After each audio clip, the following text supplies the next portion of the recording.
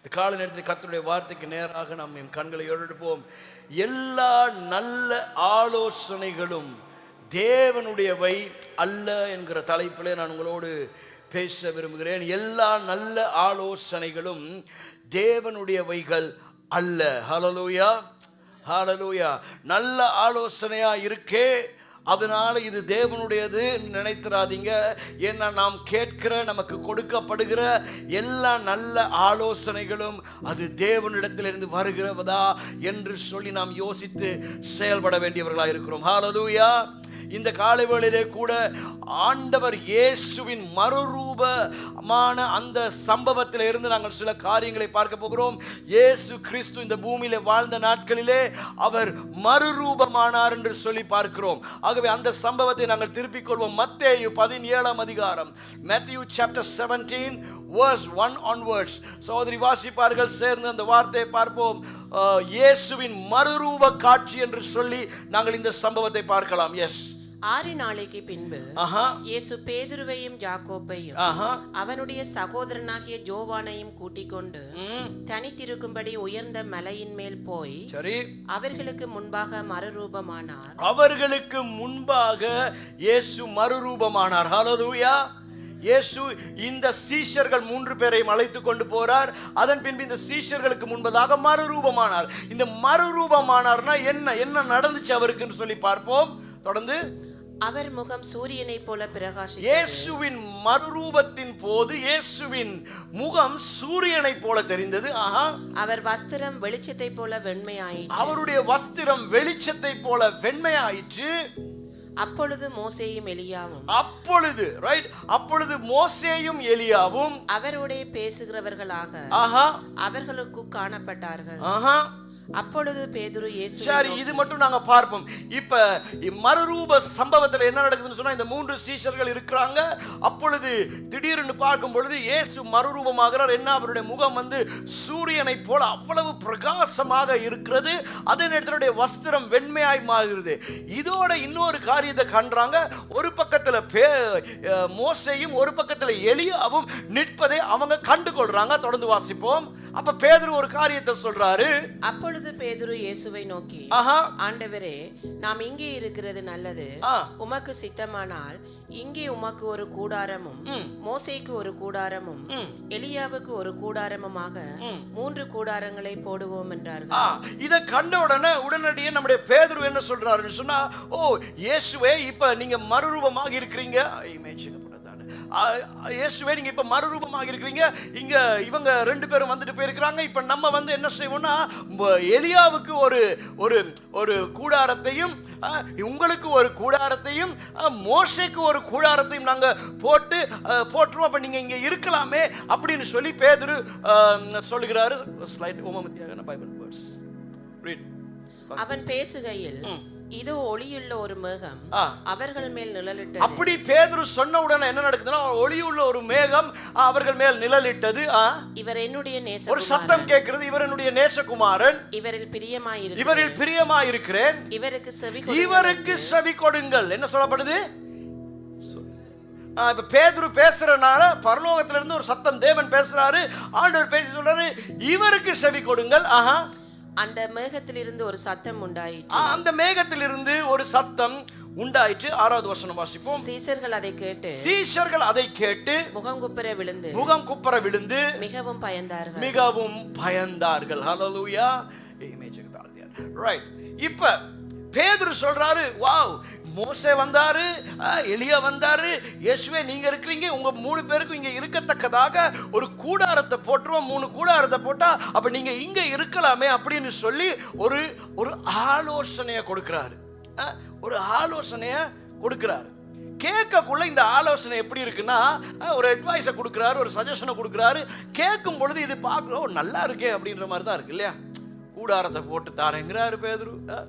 எலியாவும் இங்கே தான் இருப்பார், அப்போ மோசையும் இங்கே தான் இருப்பார், இயேசுவும் இங்கே தான் இருப்பார். பழைய ஏற்பாடு புதிய ஏற்பாடு எல்லாமே இந்த மலையில் நம்ம காண போகிறோம். எல்லாமே நல்லா தான் இருக்குது அப்படின்ற மாதிரி ஒரு நல்ல ஒரு ஆலோசனை மாதிரி தான் இந்த ஆலோசனை இருக்கு.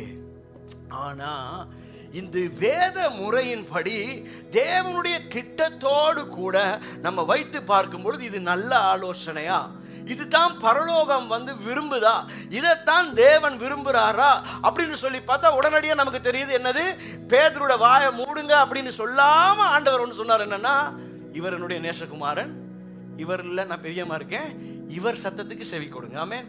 அப்படின்னா பேதுருவே நீ கப்பு சுப்புன்னு இருப்பா, ஒன்றும் பேச வேணாம், அவர் பேசுவாரு, அவர் சத்தத்துக்கு செவி கொடுங்க. முதலாவது காரியம், ரைட்? அப்ப இது ஒரு நல்ல ஆலோசனை மாதிரி இருந்தாலும், ஒரு நல்ல அட்வைஸ் மாதிரி இருந்தாலும், ஆனா இது வந்து கர்த்தர் விரும்புகிறதோ இல்லாட்டி கர்த்தருடைய சித்தத்தை இல்லை பேதுரு இந்த இடத்துல பேசுறாரு. அது முதலாவது காரியம். அடுத்து நம்ம என்னத்தை பார்த்தோம்னு சொல்லி சொன்னா, இந்த பேதுருவுக்கு ஒரு கொஞ்சத்துக்கு முதல்ல ஒரு வெளிப்பாடு வருது. அதை நாங்க பார்த்தோம்னு சொல்லி சொன்னா டைம் இல்லை, நான் வாசிக்கல. ஆனா மத்தேயு 16ஆம் அதிகாரம் 16, 17 வசனத்துல பார்த்தோம்னு சொன்னா பேதுரு சொல்லுறாரு இயேசு யாருன்னு சொல்லி. பேதுரு சொல்றாரு இயேசு யாருன்னு சொல்லி. 16ஆம் அதிகாரம் நான் வாசிக்கிறேன். 16ஆம் அதிகாரம் 16, 17 வசனத்தை பார்த்தோம்னு சொன்னா, சீமோன் பேதுரு பிரதியுத்தரமாக நீர் ஜீவனுள்ள தேவனுடைய குமாரனாகிய கிறிஸ்து என்றார். அப்ப இயேசு சொல்றார், இயேசு அவனை நோக்கி, யோனாவின் குமாரனாகிய சீமோனே நீ பாக்கியவான், மாம்சமும் இரத்தமும் இதை உனக்கு வெளிப்படுத்தவில்லை, பரலோகத்தில் இருக்க பிதாவே உனக்கு வெளிப்படுத்தினார்னு சொல்றார். அப்படின்னா பேதுருவுக்கு முதல்ல இயேசு யாருன்னு சொல்லியிருந்தாலும் திடீர்னு இதெல்லாம் கண்ட உடனே பேதுரு அப்படியே டக்குனு என்ன சொல்றாருன்னா, மோசே இருக்காரு, எலியா இருக்காரு, நீங்களும் ஒரு கூடாரத்தை போட்டு அப்படி இங்க இருந்து. அதாவது இந்த பேதுரு எப்படி பார்த்தார் அப்படின்னு சொல்லி சொன்னா, இந்த எப்படி இந்த மோசே இருந்தாரோ, எப்படி இந்த எலியா இருந்தாரோ, இவர்களில் ஒருவராகத்தான் பேதுரு இயேசுவை பார்த்தார். ஆமென். அதனாலதான் சொல்றாரு கூடாரத்தை போட்டு 3 பேரும் 3 டென்ட் அடிச்சு இங்க இருந்துருங்க அப்படின்றாரு. நாங்க அப்பப்ப வந்து பார்த்துட்டு போறோம் அப்படின்ற மாதிரி 3. அதாவது அவர் இயேசுவை இவங்களுக்கு சமனானவர்கள் மாதிரி அவர் காண்பித்தார். மோசே பழைய ஏற்பாட்டில் இருந்த ஒரு வல்லமையான ஊழியக்காரன் தான், எலியா பழைய ஏற்பாட்டில் இருந்த ஒரு வல்லமையான தீர்க்கதரிசி தான். ஆனா அவங்க யாருமே இயேசுவுக்கு சமனானவங்க இல்லை, நிகரானவங்க இல்லை. ஆனா இங்க இவர் எல்லாத்தையுமே ஒரே லெவலுக்குள்ள கொண்டு வர பார்க்கிறாரு. அதை தேவன் விரும்பவில்லை. அதனால தான் ஆண்டவர் சொல்றாரு, இல்ல நீங்கள் இவருடைய சத்தத்துக்கு நீங்க செவி கொடுங்க. சோ இந்த மறுரூப காட்சி, இந்த மறுரூபமாக்கப்படுறது மூலமா என்ன சீஷர்கள் இந்த 3 பேருக்கும் ஆண்டவர் சொல்ல விரும்பினாரு அப்படின்னு சொல்லி சொன்னா, தேவ மகிமைய இவங்க கண்டு கொள்ளணும். அதே நேரத்தில் இயேசு இவங்களோட கூட பிரயாணித்தாலும், இயேசு இவங்களோடு கூட வாழ்ந்தாலும், இவங்க இயேசு உண்மையிலேயே யார் என்பதை இவங்க அறிந்து கொள்ளணுன்றதுக்காக இந்த மறுரூப காட்சியை இவங்க காண ஆண்டவர் கொடுத்தார். இந்த மறுரூப காட்சியை கண்ட பொழுது இவங்களுக்குள்ள ஒரு தெளிவு வருது. நம்ம நினைக்கிற மாதிரி இவர் எங்களோட இருந்ததுக்கு இவர் சாதாரணமானவர் இல்லை, இவர் தேவனுடைய குமாரன். என்ன அப்பத்தான், ஏன்னா அதுக்கு முதல்ல இயேசு தேவனுடைய குமாரன் என்று சொல்லி வந்து நாங்கள் பார்க்கிறோம். இயேசு ஞானஸ்நானம் எடுத்த போது அந்த வெளிப்பாடு வருது, பிதா வந்து பேசுறாரு. ஆனால் இப்போ இந்த சீஷர்கள் அதற்கு பின்பு அவரோட போறாங்க, அவர் செய்கிற அற்புத அடையாளங்களை பார்க்குறாங்க. சம்டைம்ஸ் அவங்களுக்குள்ள இவரும் ஒரு தீர்க்கதரிசி மாதிரி நினைச்சிட்டு இருந்திருக்கலாம். ஆகவே ஒரு தெளிவை கொடுக்கும்படியாகவும் இந்த மறுரூபமாக்கப்படுதல் நடக்குது. ஆகவே இதுல அவங்க தேவ மகிமை, பரலோக மகிமை அவங்க கண்டு கொண்டாங்க. ஹல்லேலூயா. நம்மளோட இருக்கிறது யார் என்பதை அவங்க கண்டு கொண்டாங்க. ஹல்லேலூயா. இயேசுவானவர் உண்மையிலேயே தன்னுடைய மகிமையை, உண்மையிலேயே தன்னுடைய பிரகாசத்தை எல்லாம் மறைத்து கொண்டுதான் இவங்களோட இருந்தார். ஆமென். புரியுதா? உண்மையிலேயே இயேசு வந்து அப்படித்தான் சூரியனை போல அவருடைய முகம் பிரகாசிக்கும், அவருடைய வஸ்திரம் வெண்மையா இருக்கும். ஆனா இந்த பூமியில வாழும் பொழுது அவரால் அப்படி இருக்க முடியல. ஆகவே அவர் அதை மறைத்து கொண்டுதான் இருந்தார். ஏன்னா அவர் போற இடமெல்லாம் பாருங்க, இப்ப பேதுரும் யோவானும் போறாங்க, இயேசு அப்படி பிரகாசம் எல்லாம் போனாங்கன்னா முடியாது. இந்த பூமியில அவர் மனுஷரா சாதாரணமா ஒரு வாழ்க்கை வாழ்ந்தாரு.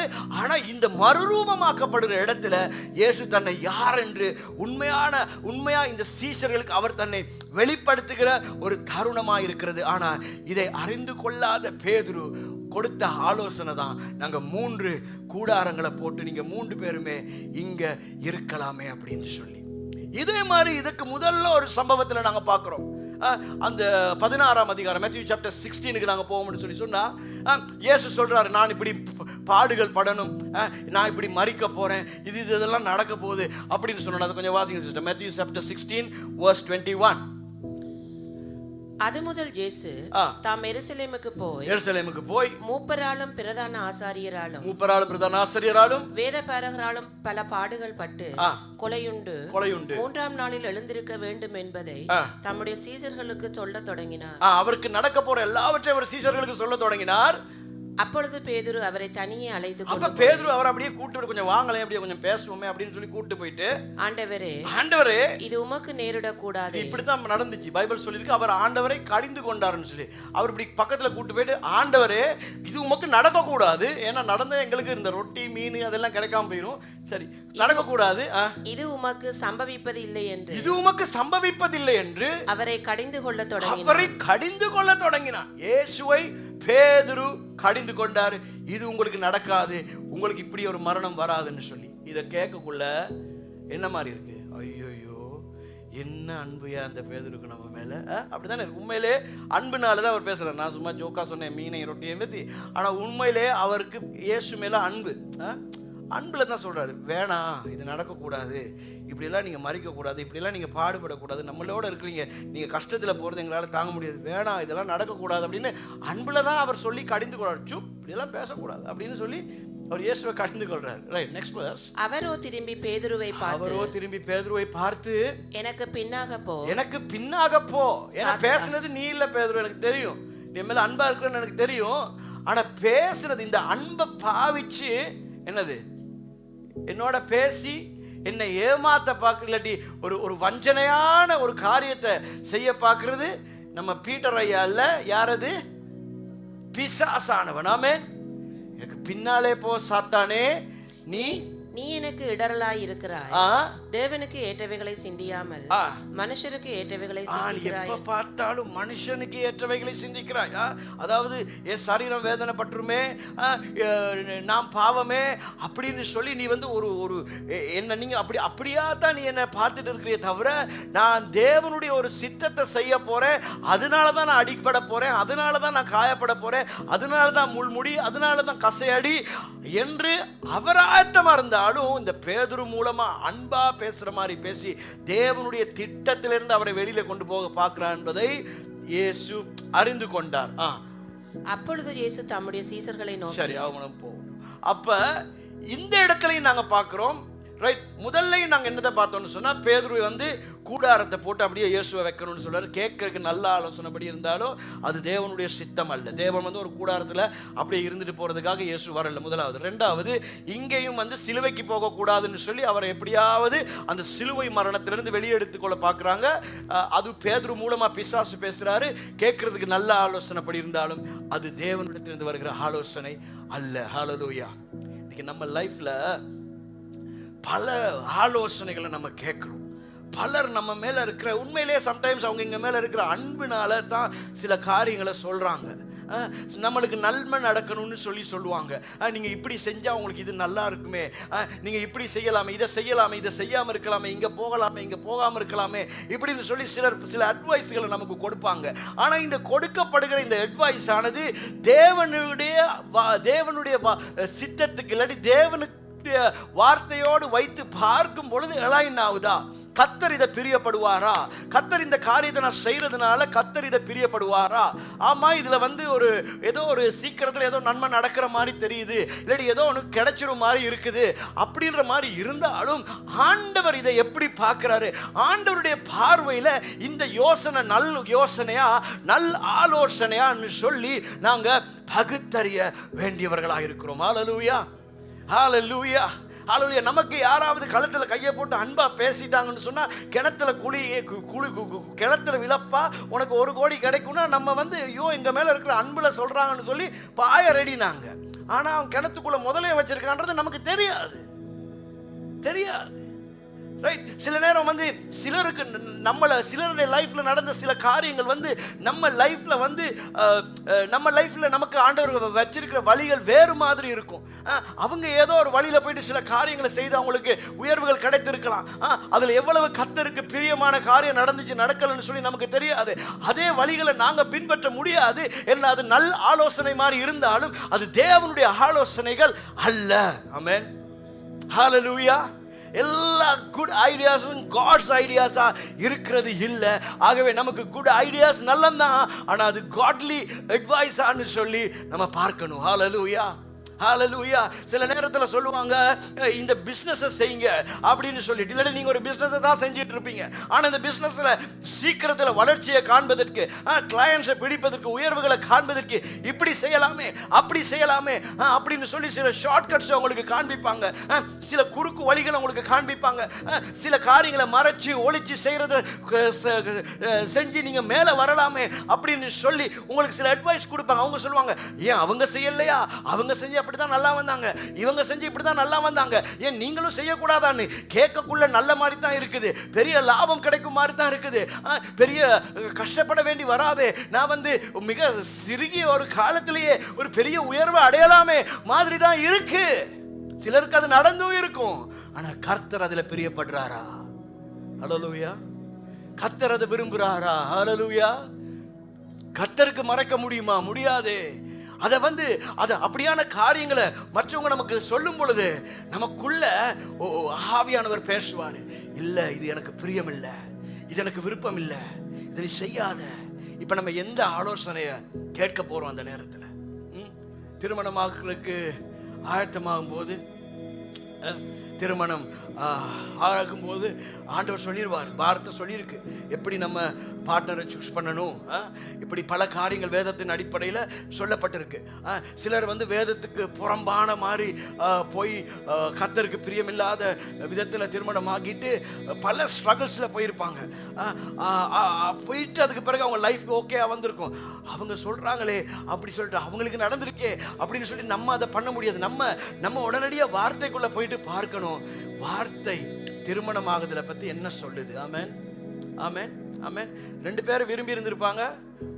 கிட்டடியில் கூட நான் ஒரு ஒரு ஒரு ஒரு ஒரு ஃபேமிலியில் ஒரு சம்பவத்தை கேள்விப்பட்டேன். அவங்க சொன்னாங்க, இவங்களோட பேபிக்கு அந்த கேத்தலிக்கில் செய்வாங்கல்ல, அந்த அந்த அந்த கிறிஸ்டினி செய்கிறதுல அந்த அந்த ஞானஸ்நானம் கொடுக்கறதுக்கு வர சொல்லியிருந்தாங்க. அப்போ அதுக்கு நாங்கள் போயிருந்த நேரத்தில் ரொம்ப சர்ப்ரைஸ் ஆகிட்டோம் அப்படின்னாங்க. நான் என்ன சர்ப்ரைஸ் அப்படின்னு, இல்லை அங்கே போன பிறகு தான் தெரியுது அவங்க 2 பேரும் மேரி பண்ணுறாங்க அன்னைக்கு அப்படின்னு சொல்லி.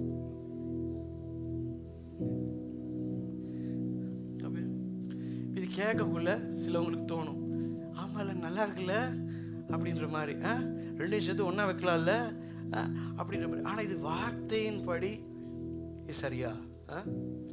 ஆண்டவர் இதை விரும்புகிறாரா? ஆண்டவர் என்ன சொல்றாரு? இதை நம்ம பார்க்கணும். ஆகவே கர்த்தருடைய வார்த்தை நமக்கு என்ன சொல்லுதோ அதை மட்டும்தான் நாங்க செய்யலாம், இல்லையா? ஆமென். கர்த்தருடைய வார்த்தை நமக்கு என்ன சொல்லுதோ, கர்த்தருடைய வார்த்தை திருமண வாழ்க்கை எப்படி இருக்கணும்னு சொல்லுதோ, எப்ப கணவன் மனைவி இணையலாம்னு சொல்லி இருக்குதோ, என்னென்ன வழிமுறைகளை வேதம் சொல்லி இருக்குதோ அதைத்தான் நாங்க பின்பற்ற முடியுமா இருக்கும். ஆமென்.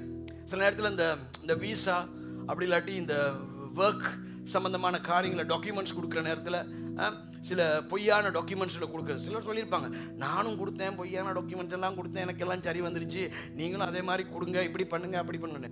நம்ம சம்டைம்ஸ் கவர்மெண்ட்டை கூட நாங்கள் ஏமாற்றலாம், இருக்கிற அதிகாரிகளை கூட ஏமாற்றலாம். அவரை ஏமாற்ற முடியாது. ஆமென்.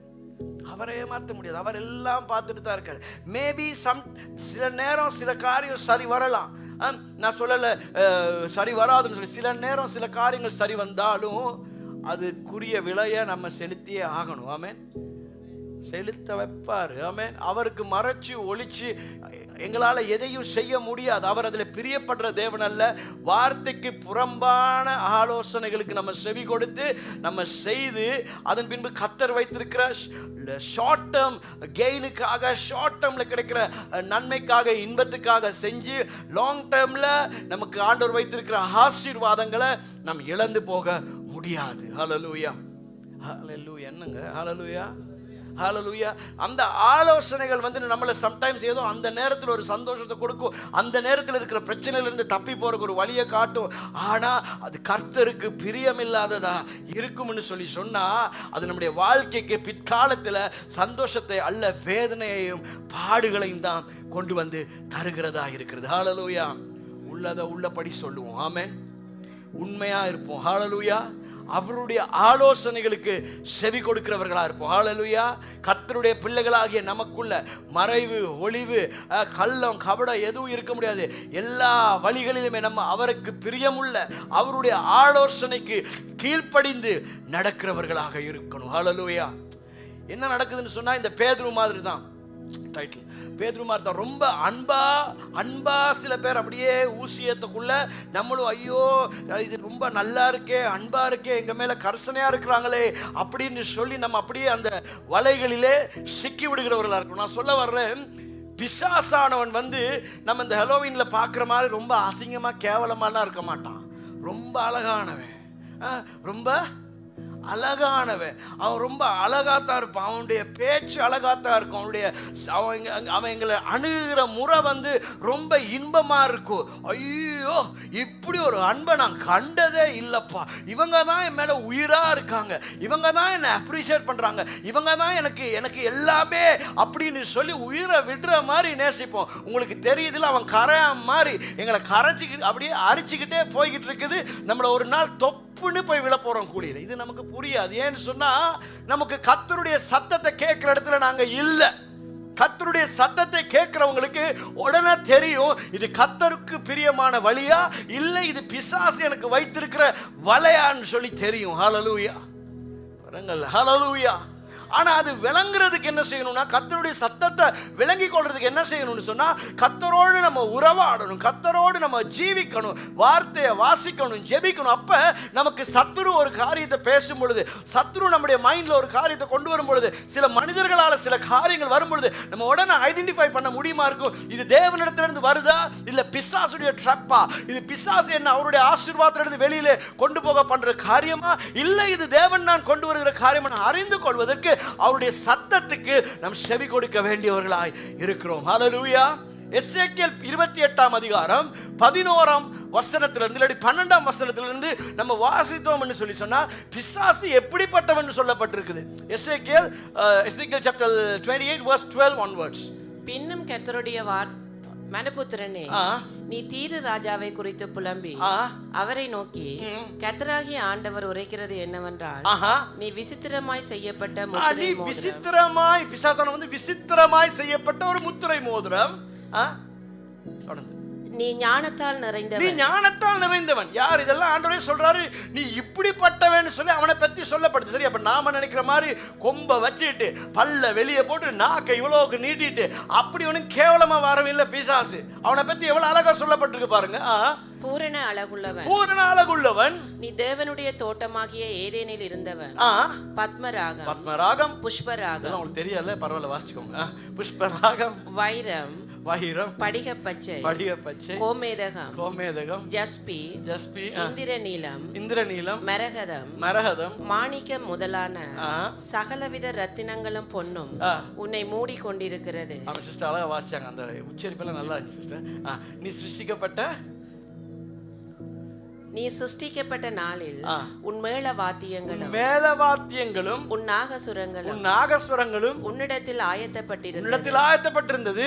நீ காப்பாற்றுகிறதற்காக அபிஷேகம் பண்ணப்பட்ட கேரு தேவனுடைய பரிசுத்த பர்வதத்தில் உன்னை வைத்தேன். அக்கினி மயமான கற்களின் நடுவிலே உலாவினாய். நீ சிருஷ்டிக்கப்பட்ட நாள் துவக்கி உன்னில் அநியாயம் கண்டு பிடிக்கப்பட்டதும் மட்டும்.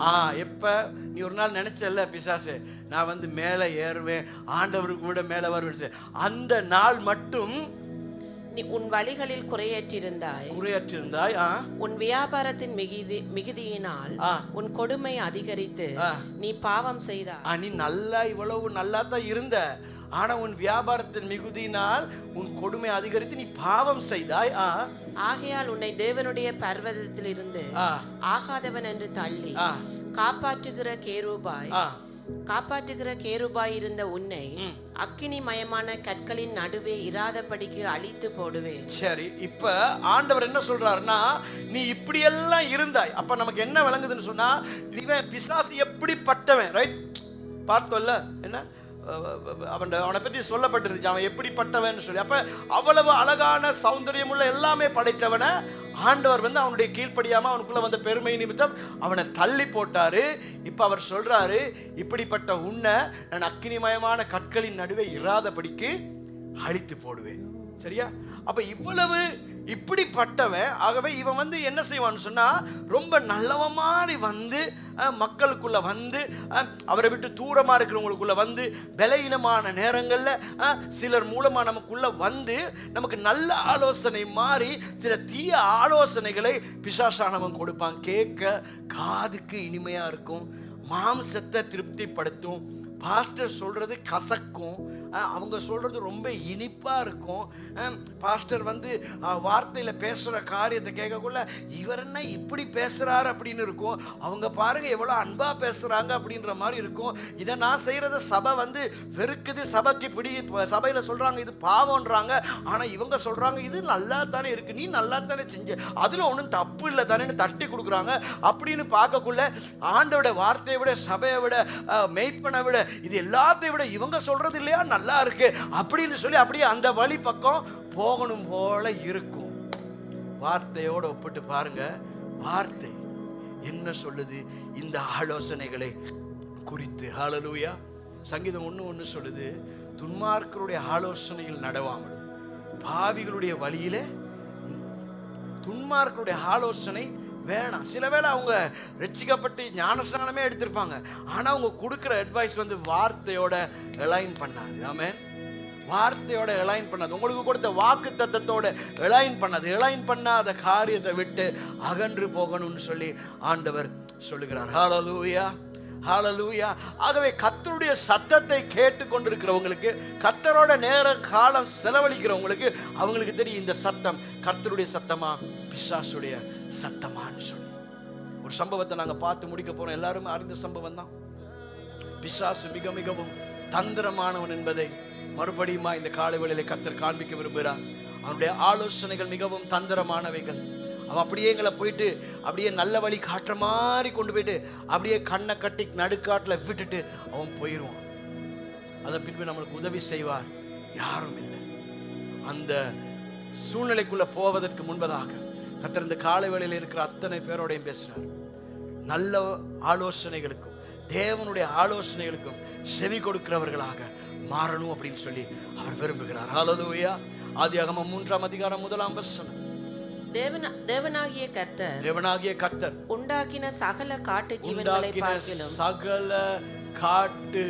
ஜீவன்களை பார்க்கிலும் சர்ப்பமானது தந்திரமுள்ளதாய் இருந்தது. அதை ஸ்திரியை நோக்கி நீங்கள் தோட்டத்தில் உள்ள சகல விருட்சங்களின் கனியையும் புசிக்க வேண்டாம் என்று தேவன் சொன்னது உண்டோ? நமக்கு தெரிஞ்ச சம்பவம் தான். ஆண்டவர் வந்து உங்களுக்கு சகல கனிகளையும் சாப்பிட வேணான்னு சொல்லி சொன்னாரோ அப்படின்னு சொல்லி ஒரு கேள்வியை வைக்குது. அப்ப ஏவாள் என்ன சொல்லுகிறா? ஸ்திரீ சர்ப்பத்தை பார்த்து, நாங்கள் தோட்டத்தில் உள்ள விருட்சங்களின் கனிகளை புசிக்கலாம், ஆனாலும் தோட்டத்தின் நடுவில் இருக்கிற விருட்சத்தின் கனியை குறித்து தேவன் நீங்கள் சாகாதபடிக்கு அதை புசிக்கவும் அதை தொடவும் வேண்டாம் என்று சொன்னார் என்றார். சரி, ஏவாள் சொல்றா அதை தொடையும் வேணாண்டாரு, அதை சாகாம இருக்கிறதுக்கு நீங்க அதை புசிக்கையும் வேணான்னு சொன்னாருன்னு சொல்லி ஏவாள் சொல்லுகிறார். சரியா? இப்ப இது ஆண்டவர் யாரை பார்த்து சொன்னது? ஆதாமை பார்த்து சொன்னது. சரி, அவங்க 2 பேருக்கிட்டே சொன்ன விஷயம். ரைட். இப்ப ஆண்டவர் சொல்றாரு இத சாப்பிடுற நாள்ல சாவிங்க அப்படின்னு. சரியா? இதை சாப்பிடுற நாள்ல, இந்த கனியை சாப்பிடுற நாள்ல சாவிங்க அப்படின்றாரு.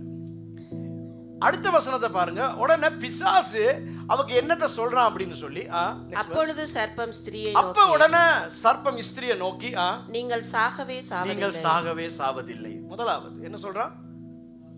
இப்ப ஆண்டவர் என்ன சொல்றாரு? ஆண்டவர் என்ன சொல்றாரு? சாவிங்க. பிசாசு என்ன சொல்றான்? எது நல்லதா இருக்கு கேட்க? சா மாட்டோன்னு சொல்றதா நல்லா இருக்கு இல்லையா?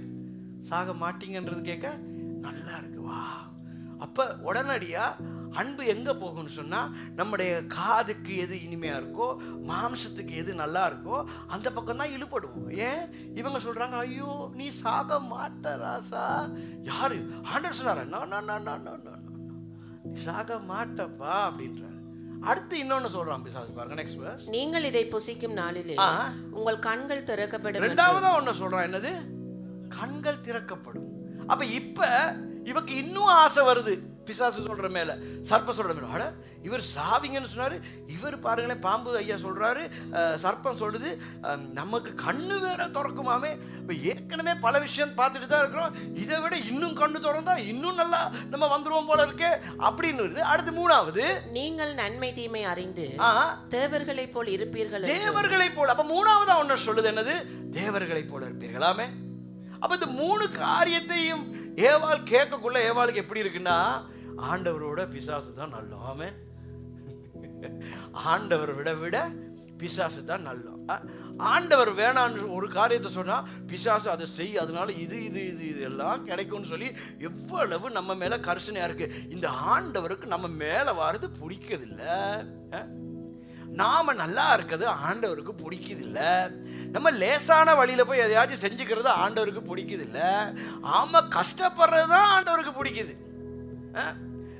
நான் காலையிலே எழும்பி ஆதி காலையில் ஆண்டவரை தேடுங்கன்னு பாச சொல்றாரு. 5 மணிக்கு 3 மணிக்கு 4 மணிக்கு எழும்பி ஜெபிங்க பிரதர் சிஸ்டர், ஆண்டவரை அற்புதங்களை செய்வார், பெரிய காரியங்களை செய்வார். அப்படியே போனா பிசாசு இன்னொரு ஆள் மூலமா சொல்லி, அப்பா மட்டும் ஜெபிச்சா மட்டும் தான் கேட்பாரோ, ஏன் காலைல 10 மணிக்கு ஜெபிச்சா கேட்க மாட்டாரோ? அவர் தான் சொல்றாரு, என்னை நோக்கி கூப்பிடுங்க நான் மறுவுத்தர வரளிச்சேன்னு சொல்லி அப்படின்னு ஒரு வசனத்தை போடனே இந்த மாம்சத்துக்கு என்ன தோணுன்னா, உண்மை தானே, என்னது உண்மை தானே, இத்தனை மணிக்கு எழுப்பி ஜெபிச்சாலும் தானே ஆண்டவர் கேட்பாரு. அப்படி ஜெபிச்சதில் என்ன தப்பு ஒன்றும் இல்லையே, ஏன்னா அது மாம்சத்துக்கு ரொம்ப நல்லா இருக்குல்ல. அதிகாலை 9 மணிக்கு எழும்பி அப்படியே காஃபி எல்லாம் குடிச்சு அப்படியே ஹஸ்பண்டை வேலைக்கு அனுப்பி வச்சுட்டு அப்படியே வீட்டில் இருந்து அப்படியே என்ன முட்டு கால் போட்டு தான் ஜெபிக்கணுமா, என்ன அப்படியெல்லாம் அபிஷேகத்தில் நிரம்பி தான் ஜெபிக்கணுமா? சும்மா ஜெபிச்சா கேட்க மாட்டாரோ? அவர் எங்க கூட தானே இருக்கிறேங்கிறாரு. ஏன்னா இது மாம்சத்துக்கு ரொம்ப நல்லா இருக்கு. மாம்சத்துக்கு நல்லா இருக்குல்ல. அப்படியே காலாட்டிக்கிட்டே அப்படியே பேசிட்டு, இதே நேரம் ஒரு மனுஷன், ஒரு அதிகாரி, ஒரு தலைவன் வந்துட்டா தட்டா பட்டான்னு எலும்பி நின்று இல்லாத பொல்லாத மரியாதையெல்லாம் கொடுக்க வேண்டியது. ஆனால் ஆண்டவருக்கு மரியாதையெல்லாம் கிடையாதப்பா. என்ன இப்போ அவர் ரொம்ப படியாயிட்டாரு. மாம்சத்துக்கு இது ரொம்ப நல்லா இருக்கு, மாம்சத்துக்கு இது ரொம்ப நல்லா இருக்கு. பிசாசு அறிந்து கொண்டா முதலாவது லேடி டே என்ன வீக்னஸ்ன்னு அவன் நல்லா அறிந்தவனாய் எதையெல்லாம் சொன்னா இந்த அம்மா இந்த கனியை சாப்பிடுன்னு அவனுக்கு புரிஞ்சிச்சு. இதெல்லாம் சொன்னோம் ஆளை கவுத்துடலாம். அதே மாதிரி தான் இன்னைக்கு நம்ம லைஃப்பை அவன் பின்னால தொடர்ந்து இப்படியான காரியங்களை காட்டி எப்படியோ கர்த்தருடைய வழிகளை விட்டு நம்மளை விலக்கி கொண்டு போக அவன் பல காரியங்களை செய்து கொண்டே இருக்கிறான். ஆனால் இங்கே தான் ஏவாளுக்கு ஒரு ட்விஸ்ட் இருந்துச்சு. என்ன இருந்துச்சு? ஒரு ட்விஸ்ட். அது என்ன ட்விஸ்ட்னா, ஒரு செகண்ட் ஏவாள் யோசிக்கல, உடனே எடுத்தா கடிச்சா சாப்பிட்டா. பார்த்தா என்ன சாகல்ல. அடே உண்மை இல்லை, சாவல்லையே, நான் நல்லா தானே இருக்கேன். ஐயோ ஆண்டவர் சாவன்னாரு, இப்போ ஆண்டவர் பொய்க்காரர் மாதிரி ஆயிட்டாரு. இவர் சாவன்னு சொன்னாரு, நான் தான் நல்லா தானே இருக்கிறேன் அப்படின்னு சொல்லி. அப்புறம் பார்த்தா அவருக்கு கண்ணு திறக்குது. அப்பதான் கண்ணு திறந்தாலும் தான் தெரியுது, ஐயோ நாங்கள் இப்போதான் படிப்படியாக தானே ரிவீல் ஆகும் எல்லாமே. இப்போ கண்ணு திறந்தோன்னு தெரியுது, இது என்னது நம்ம இப்படி இருக்கோம் அப்படின்னு சொல்லி ரெண்டும் எல்லாம் கொலையெல்லாம் தேடிட்டு தங்களை மறைத்து கொள்றதுக்கு ஓடுறாங்க. அவன் சொன்னது உண்மை, அவன் சொன்னது நீங்க சாக மாட்டீங்கன்னு சொல்லி. பிசாசு எப்பயுமே டிரெக்டா சொல்ல மாட்டான், அழகா மறைச்சு சொல்லுவான். அவன் சொன்னா நீங்க சாகவே மாட்டீங்க அப்படின்ட்டான். ஆனா உண்மையிலேயே என்ன நடந்திருக்குன்னு சொல்லி சொன்னா, இவங்க செத்துட்டாங்க. எப்படி செத்துட்டாங்கன்னு சொன்னா, ஆண்டவருக்கும் இவங்களுக்கும் இருக்கிற அந்த உடையில இருக்க அந்த உறவு செத்துருச்சு. ஆண்டவர் ஆவிக்குரிய காரியத்தை பேசுறாரு, பிசாசு மாம்சமான காரியத்தை பேசுறான்.